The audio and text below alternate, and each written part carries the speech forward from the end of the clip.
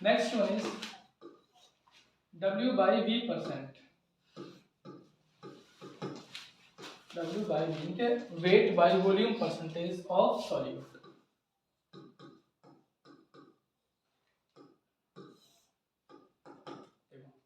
ऊपर कौन है? वेट. नीचे कौन है? वॉल्यूम. तो ऊपर क्या लेंगे? मास ऑफ सॉल्यूट. और नीचे सॉल्यूशन लेंगे, लेकिन सॉल्यूशन का वॉल्यूम लेंगे, क्योंकि ऊपर क्या है? W. यानी कि इसको हम डिफाइन करेंगे. It means mass of solute present in 100 ml of solution. ठीक है, 100 ml सॉल्यूशन में सॉल्यूट की कितना अमाउंट प्रेजेंट है, दैट इज W/V%. अगर इसको हम फॉर्मूला अकॉर्डिंग लिखें, W/V% is equal to mass of solute divided by volume of solution in ml. याद रखना ये ml में होना चाहिए, लीटर में है, इनटू 100. ठीक. फॉर एग्जांपल अगर आपके पास है 20% W/V of aqueous NaOH, 20% W/V aqueous NaOH, it means 20 gram NaOH is present in 100 ml solution. ठीक है, 20 ग्राम NaOH किसमें प्रेजेंट है? 100 ml सॉल्यूशन में प्रेजेंट. ठीक है, एक क्वेश्चन करते हैं इसके ऊपर. क्वेश्चन पहले एक और दूसरा कॉन्सेप्ट देख लो. ये तो होगा W/V%. अगर आपके पास डेंसिटी गिवन है, इफ डेंसिटी इज गिवन, देखो डेंसिटी ऑफ सॉल्यूशन क्या होगी? Mass of solution divided by volume of solution. ये होगी density of solution is equals to mass of solution is divided by volume of solution. ठीक है, अगर density आपके पास given है तो हम यहां से लिख सकते हैं volume of solution is equals to mass of solution is divided by density of solution. लिख सकते हैं कि नहीं? देखो इसको आप इधर ले जाओ, इसको इधर. ठीक है, क्रॉस मल्टीप्लाई कर दो, इसको यहाँ इसको यहाँ. अब देखो वॉल्यूम ऑफ सॉल्यूशन की जगह रखो, इस चीज को आप यहाँ पुट करो. W/V% is equals to mass of solute divided by volume of solution. का फॉर्मूला है मास ऑफ सॉल्यूशन, डेंसिटी ऊपर चली जाएगी ना. अरे भाई मास ऑफ सॉल्यूशन के नीचे आनी चाहिए density of solution. Density of solution ऊपर चली जाएगी, यहां से खत्म. अब देखो मास of solute divided by mass of solution into 100. ये क्या होगा? दैट इज W/W% होगा. इसका मतलब W/V% का फॉर्मूला क्या आ गया? W/W% into density of solution. ठीक है, बहुत इंपॉर्टेंट रिलेशन है जो आप याद रखोगे. ठीक है, पहला फॉर्मूला ये in terms of volume and that is in terms of W/W% and density of solution. ठीक है, आप इन दोनों फॉर्मूला को अच्छी तरह याद रखोगे, क्योंकि ये दोनों फॉर्मूला आगे जाके काम आएंगे आपके मोलैरिटी कैलकुलेट करने में. ठीक है, एक बार नोट करो.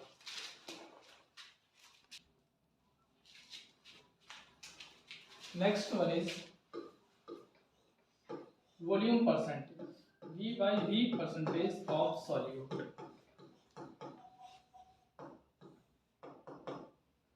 वॉल्यूम परसेंटेज देखो, न्यूमरेटर में वॉल्यूम है डिनोमिनेटर में भी वॉल्यूम है। इसका मतलब हम ऊपर वॉल्यूम लेंगे सॉल्यूट का और नीचे वॉल्यूम लेंगे सॉल्यूशन का। It means volume of solution is present in 100 ml of solution। 100 ml solution है, उस 100 ml सॉल्यूशन के अंदर सॉरी एक second,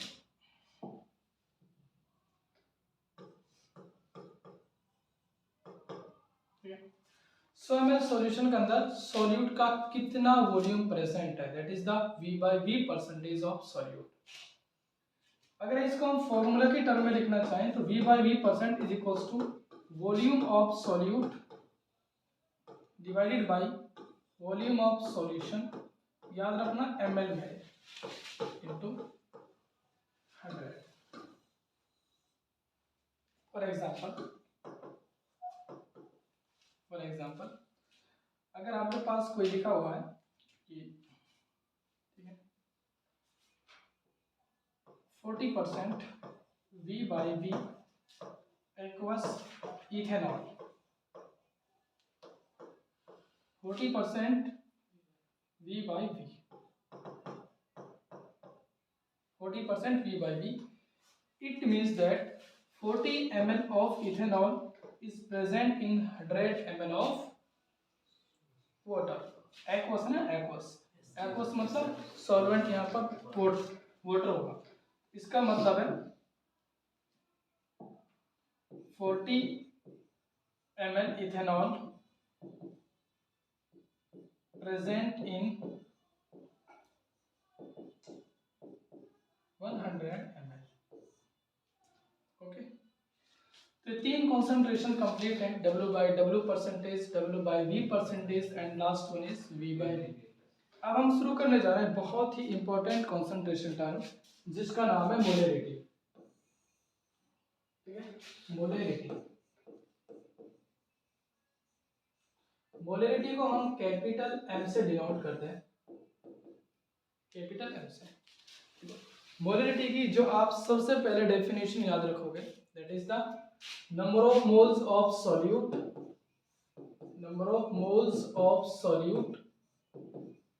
dissolved per liter of the solution।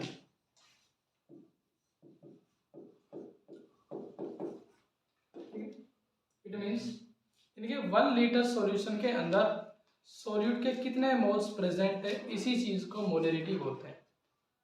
1 litre solution के अंदर सॉल्यूट के कितने मोल्स प्रेजेंट है, इसी चीज को क्या बोलते हैं, मोलरिटी बोलते हैं। ठीक है, अगर हम मोलरिटी की यहाँ से फॉर्मूला लिखें, molarity is equals to number of moles of solute is divided by volume of solution in litre. याद रखना यहाँ पर लीटर होना जरूरी है, अगर ये लीटर नहीं हुआ ml हुआ तो पहले आप उसको लीटर में कन्वर्ट करोगे, यानी कि molarity is equals to number of moles of solute divided by volume of solution. अगर ml में है तो पहले आप उसको लीटर में कन्वर्ट करोगे बाय मल्टीप्लाइंग 1000। अगर इसकी SI यूनिट की बात करें, SI यूनिट ऑफ मोलरिटी बताओ क्या होगी, मोल पर लीटर या फिर मोल पर डेसीमीटर क्यूब। ठीक है, मोल पर लीटर या फिर मोल पर डेसीमीटर।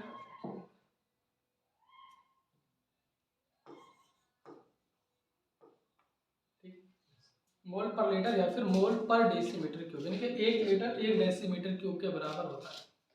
ठीक है, क्लियर? आप इसको नोट करो, कितना नोट कर लो पहले।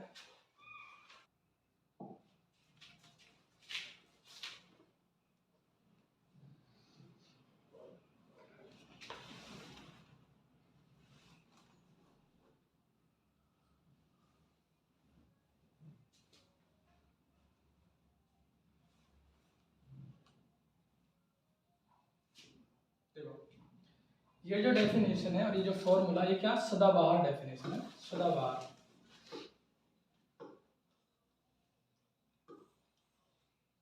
सदाबहार। यहाँ से मोलरिटी क्या हो गई, molarity is equals to number of moles of solute divided by volume of solution in litre. ठीक है, अगर हम यहाँ से number of moles of solute निकालने चाहें तो बताओ number of moles of solute का फॉर्मूला क्या होगा, molarity is equals to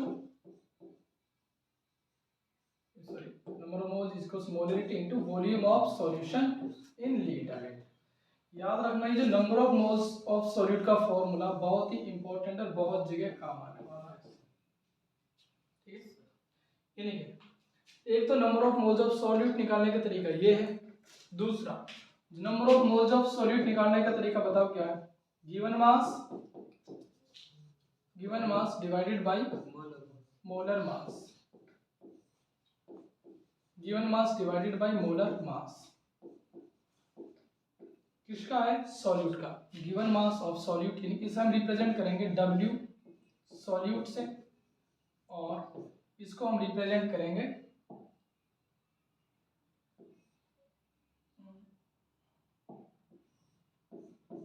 molar mass of solute. ठीक है, तो दो फॉर्मूला है यहाँ से नंबर ऑफ मोल्स कैलकुलेट करने के। First one is this and second one is this. Number of moles of solute given mass of solute divided by molar mass of solute.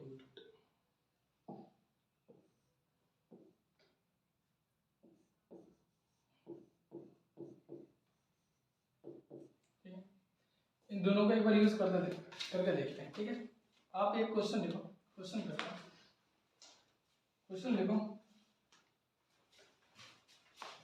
Question is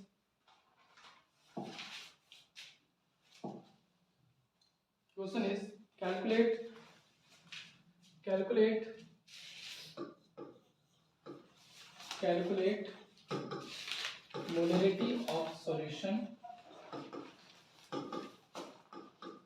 when 12 gram acetic acid is dissolved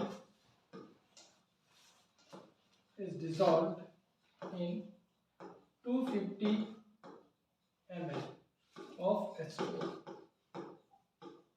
ठीक है, आपने molarity calculate कर लिए, 12 ग्राम acetic acid है, उसको dissolve किया गया है 250 ml ऑफ वाटर। कैलकुलेट करें। ठीक है, देखो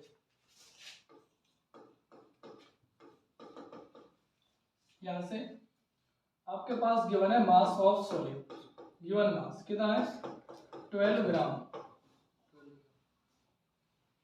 इसका एसिटिक एसिड का। पहले हमें क्या निकालना पड़ेगा, मोलरिटी के लिए नंबर ऑफ मोल्स निकालने पड़ेंगे।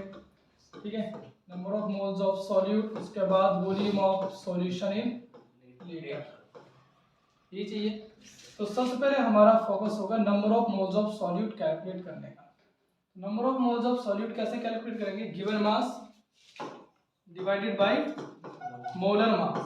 ठीक है, W solute divided bye M solute. ठीक, देखो गिवन मास आपके पास है 12 ग्राम, मोलर मास इसका कैलकुलेट करना पड़ेगा, कितना होगा देखो 1 इंटू 12, क्योंकि 12 का एटॉमिक मास 12 होता है।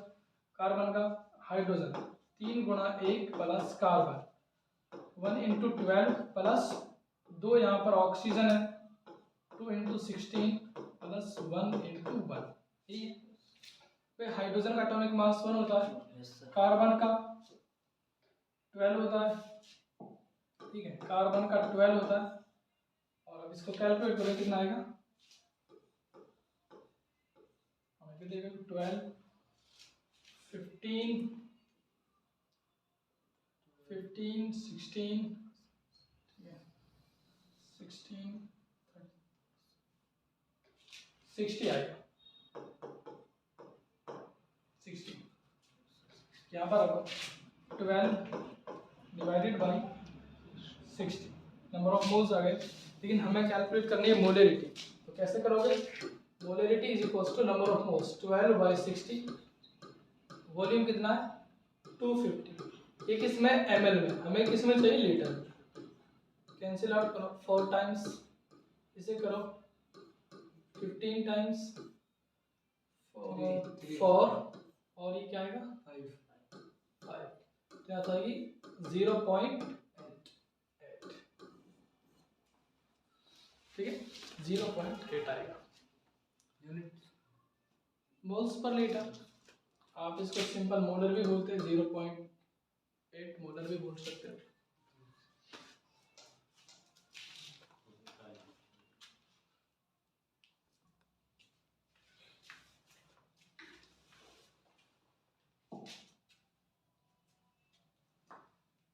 देखो कुछ इंपॉर्टेंट फॉर्मूले ट्राई कर लें मोलरिटी के लिए, उसके बाद क्वेश्चन प्रैक्टिस करेंगे।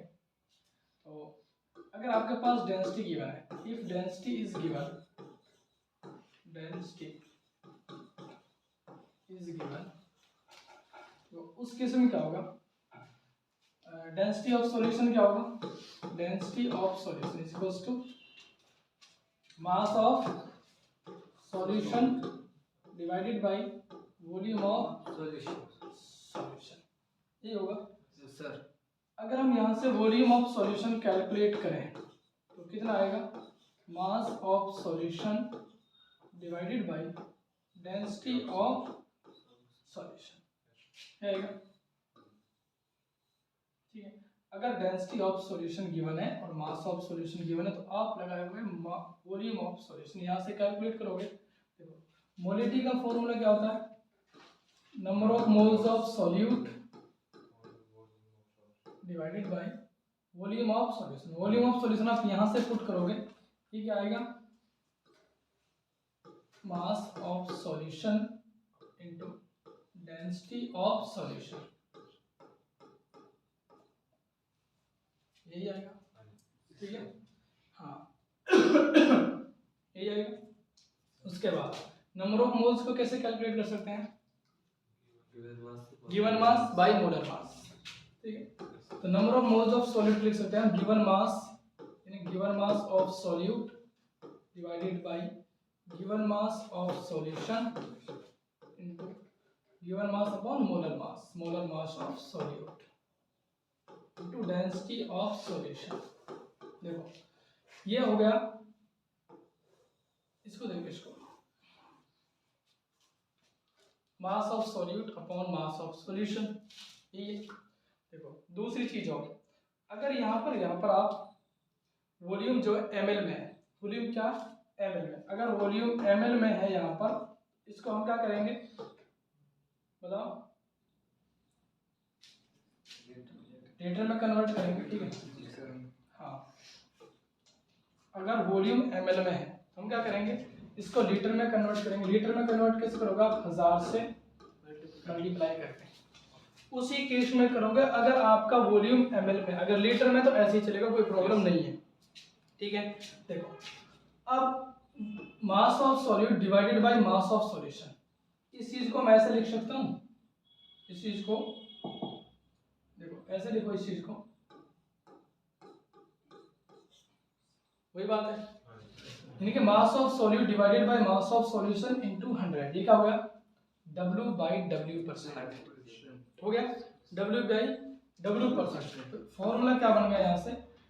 10 into W by W% into density of solution divided by molar mass of solute, इसका फॉर्मूला मोलरिटी।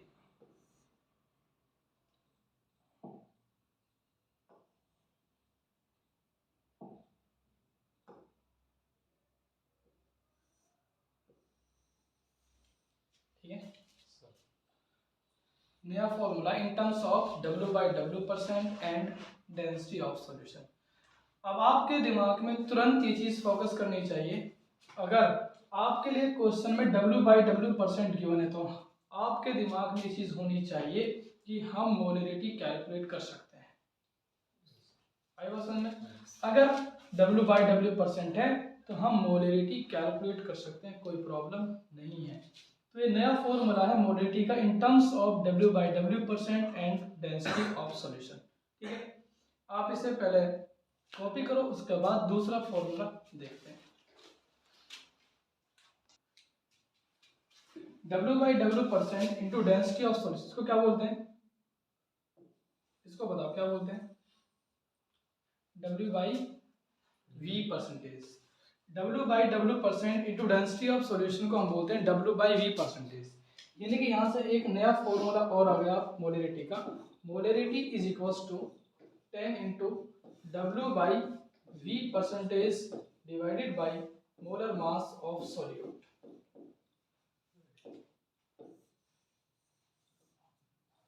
ठीक है, हाँ, अगर हमें W/V% गिवन है तो हम मोलरिटी कैलकुलेट कर सकते हैं। अगर हमें W/W% और डेंसिटी ऑफ सॉल्यूशन गिवन है तो भी हम मोलरिटी कैलकुलेट कर सकते हैं। ठीक है, तो ये हो गए in terms of W/W% and W/V%। Next, अब हम आगे चल रहे हैं, इसको कॉपी करो और आगे देखो, molarity on dilution. Next one is molarity on dilution. Molarity on dilution. Dilute means if a solute is present in very lesser amount then the solution will be diluted.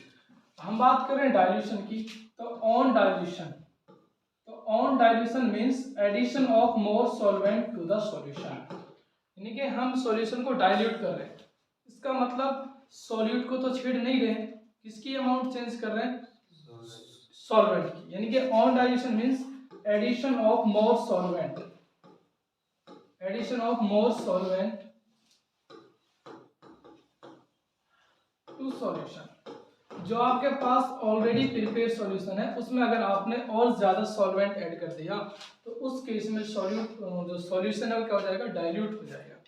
देखो, अब इस केस में आप एक चीज याद रखोगे, molarity is equals to number of moles of solute divided by volume of solution in litre. यही है, जब आप वो, अब देखो सॉल्वेंट ऐड करने का मतलब वॉल्यूम इंक्रीज होना। ठीक है, यहाँ पर लिख दूंगा as a result of which volume increases.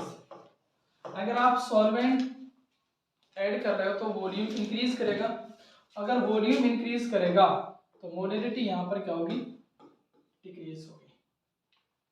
क्या होगा, मोलरिटी डिक्रीज होगी। एक चीज तो आप याद रखोगे कि डाइल्यूशन पर मोलरिटी डिक्रीज होगी जबकि वॉल्यूम इंक्रीज होगा। ठीक है, यानी कि मोलरिटी विल बी डिक्रीजेस, एक तो आप याद रखोगे। दूसरा, डाइल्यूशन पे क्या हो रहा, सॉल्वेंट आप ज्यादा अमाउंट में ऐड कर रहे हो। ठीक है, बिफोर डाइल्यूशन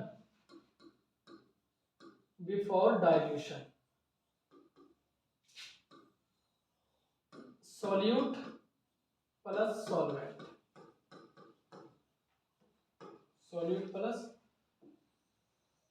सॉल्वेंट, मैं मान के चल रहा हूं डाइल्यूशन से पहले इस सॉल्यूशन की मोलरिटी m1 है और इसका वॉल्यूम क्या है, v1 है। बिफोर डाइल्यूशन सॉल्यूशन की मोलरिटी m1 है और सॉल्यूशन का वॉल्यूम क्या, v1। आपने क्या किया, इसको डाइल्यूट किया, डाइल्यूट के बाद सॉल्यूट प्लस सॉल्वेंट, डाइल्यूट के बाद जो सॉल्यूशन बना उसकी मोलरिटी हो गई m2 और वॉल्यूम हो गया v2। ठीक, आफ्टर डाइल्यूशन, यानी कि डाइल्यूटेड का मतलब addition of solvent,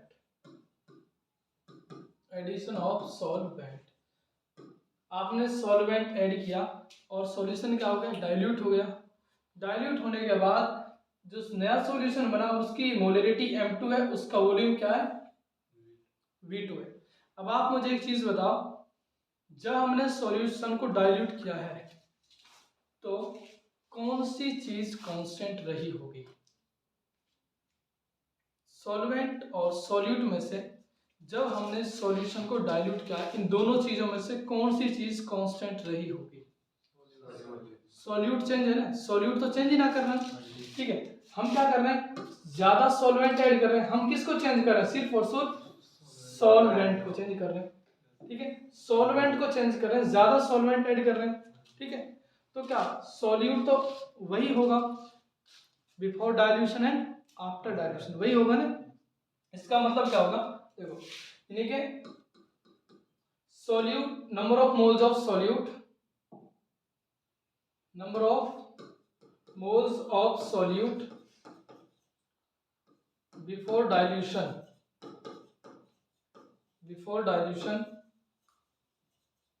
is equals to the number of moles of solute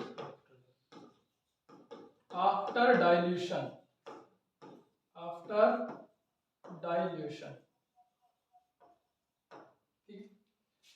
before dilution number of moles जितने हैं और आफ्टर डाइल्यूशन जितने नंबर ऑफ मोल्स वही रहेंगे, नंबर ऑफ मोल्स चेंज नहीं होंगे।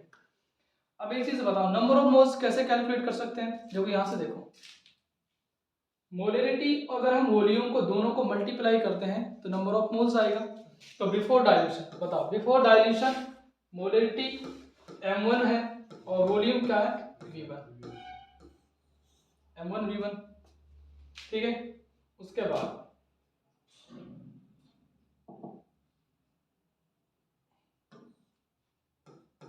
आफ्टर डाइल्यूशन मोलरिटी क्या? m2, वॉल्यूम क्या? v2, v2 है ना वॉल्यूम, m2 इंटू v2।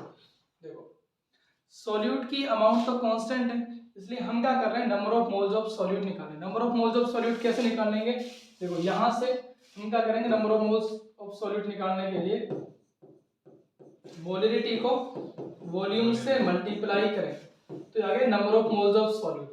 तो बिफोर डाइल्यूशन मोलरिटी m1 है और volume v1, m1 into v1 is equals to after dilution number of moles कैसे कैलकुलेट करेंगे? मोलरिटी m2 है, वॉल्यूम दोनों को मल्टीप्लाई करो, ये आ गया। तो यहां से जो आपका फाइनल रिजल्ट आया वो आया m1 v1 is equals to m2 v2, ठीक है। ये रिजल्ट ऐसे आता है m1 v1 is equals to m2 v2, जो आप डायरेक्ट करते हो ना, m1 v1 is equals to m2 v2। अब आप एक चीज और याद रखोगे, यहां से जो मोलरिटी है और यहां से मोलरिटी, अगर आपसे कोई पूछने लग जाए कि भाई m1 ग्रेटर देन होगी या m2 ग्रेटर देन होगी, बताओ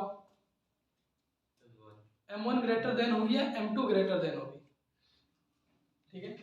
आपके पास दो, एक तो मोलरिटी बिफोर डाइल्यूशन, एक है आफ्टर डाइल्यूशन। तो m1 और m2 में से कौन सी बड़ी होगी, कौन सी छोटी होगी? हाँ भाई बताओ, इरफान। अरे अभी तो बताइए भाई, अगर डाइल्यूशन करोगे तो वॉल्यूम बढ़ाओगे, वॉल्यूम इंक्रीज होगा तो उसकी वजह से मोलरिटी क्या होगी, डिक्रीज होगी।